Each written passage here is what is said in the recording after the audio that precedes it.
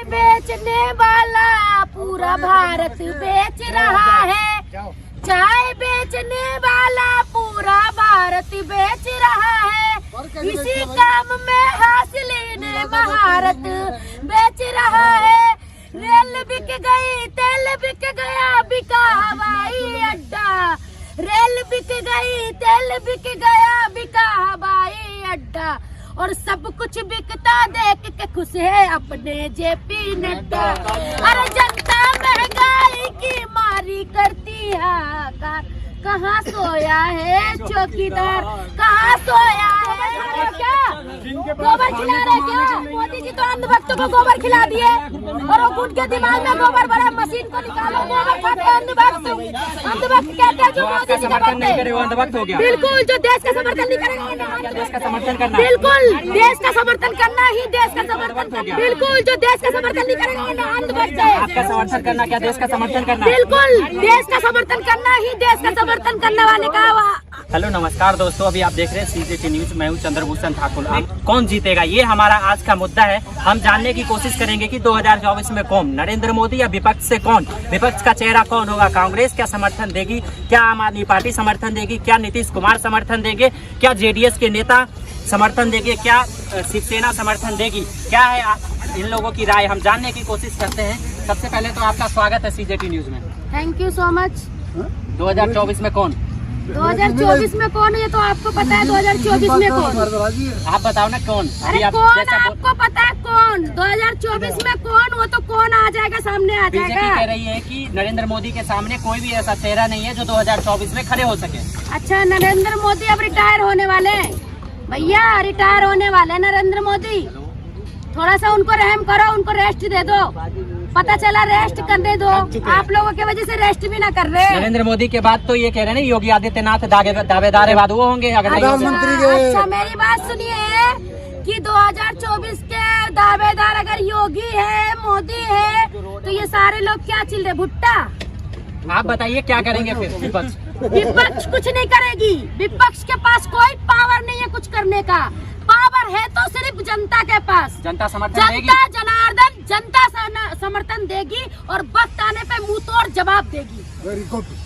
कैसे आप कैसे विश्वास कर रहे हैं? आज भी जो मीडिया चैनलों की रिपोर्ट आ रही है, जितने सर्वे आ रहे हैं उसमें देश के सबसे लोकप्रिय नेता नरेंद्र मोदी जी हैं। दूसरे किसी भी नेता का नाम दूर दूर तक नहीं है। इसके बारे में क्या कहना? अरे रिपोर्ट तो उन्हीं के है, रिपोर्टर उनके है। बनाने में रिपोर्ट कितना मिनट लगता है भैया?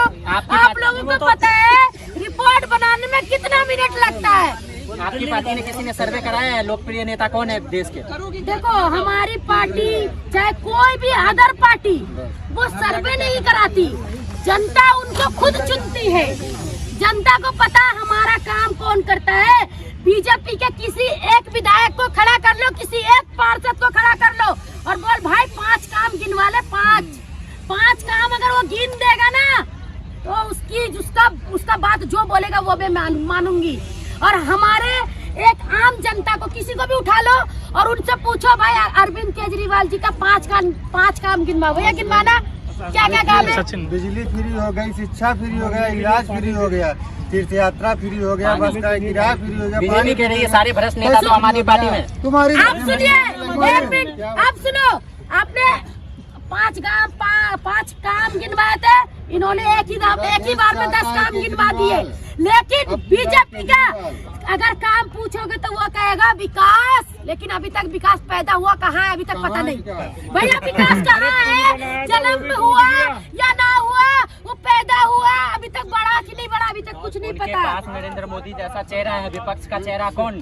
देखो, विपक्ष का चेहरा होगा कौन, उसका सवाल होगा जनता के पास और जनता का सर्वे होगा। जनता खुद चुनेगी विपक्ष का नेता कौन बनेगा, जनता खुद चुनेगी। आप थोड़ा सब्र करें, थोड़ा सा सब्र करें। 2024 में बहुत कम दिन रह गए, अब कितना सब्र? अरे सब्र कर लो, सब्र का फल बहुत मीठा होता है भैया। इतना मीठा होता है कि आप लोगों को भी पता चल जाएगा कि 2024 में कौन। अभी तो कॉलिंग बाकी है, बीजेपी ने सर्वे करवाया है। बाकी विपक्ष वो कहते हैं सारे चोर एक हो गए। भैया सब चोर मैं किसी के ऊपर उंगली उठाती हूँ ना कि तुम गलत हो, तो 3 उंगली मेरे तरफ आ रहा है, 1 उंगली तो उसके तरफ जा रहा है, 3 उंगली मेरे तरफ है। मतलब मैं उसको 1 बार गलत बोल रही तो मैं 3 बार गलत हूँ। तो ये समझ लो कि विपक्ष को बोलते हैं कि सब चोर चोर एक है। भैया सब चोर चोर एक होगा। आपने संविधान की धज्जियां उड़ा दी, आपने सुप्रीम कोर्ट की धज्जियां उड़ा दी, आप किसी चीज को नहीं मानते, तो विपक्ष तो एक होगा भैया, चाहे कोई भी विपक्ष हो, एक होगा। बीजेपी कह रही है देश में विकास का बहार चल रहा है, तो आप कैसे ये आरोप लगा रहे हैं? क्या विकास का विकास चल रहा है, पूरे देश में विकास हो रहा है। भैया देश के विकास आपने देखा नहीं? देश का इतना विकास है, इतना विकास है, इतना विकास है कि बाहर से लोग आते हैं, बाहर से राष्ट्रपति आ रहे हैं, तो मोदी जी दीवार चुनवा दिया जा रहा है। तो बाहर नरेंद्र मोदी जाते हैं तो उनका पाँव पकड़ा जा रहा है दूसरे देश के प्रधानमंत्री। इसीलिए वो गरीबों के घर के सामने दीवार चुनवा दिया जा रहा है, कुंवारा दीवार चुनवा दिया जा रहा है। शादी नहीं करे, बच्चे नहीं है, किसके लिए कमा रहे भैया? देश के जनता को बांट दो, देश के जनता को बांट दो। और क्यों नहीं बांट रहे भैया? इसी बात में मैं एक आप लोगों को पहली बता देती, छोटा सा पहली बोलती हूँ कि चाय बेचने वाला पूरा भारत बेच रहा है, चाय बेचने वाला पूरा भारत बेच रहा है, इसी काम में हासिल ने महारत बेच रहा है।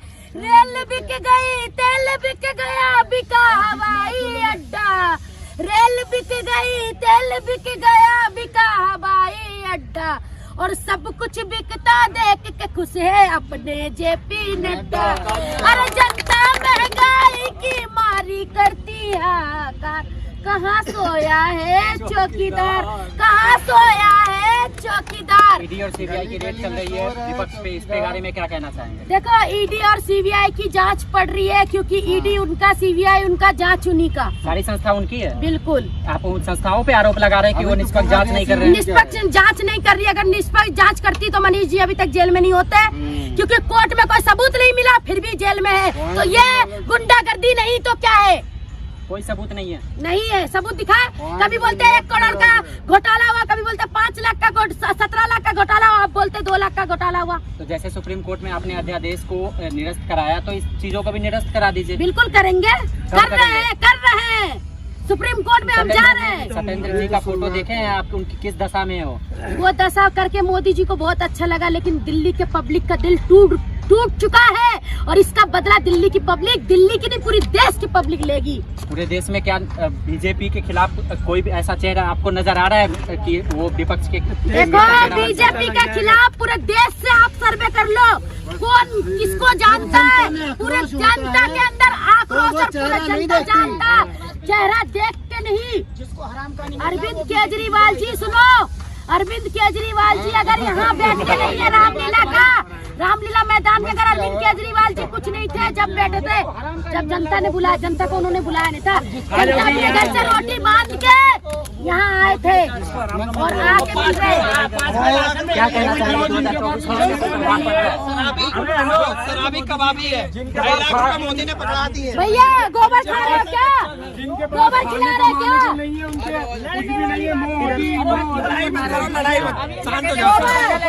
गोबर खिला रहे हैं। मोदी जी तो अंधभक्तों को गोबर खिला दिए, और वो उनके दिमाग में गोबर भरा, मशीन को निकालो और गोबर भरो। अंधभक्त के दिमाग में गोबर भरा उनको जिता के लेके आ रहे हैं।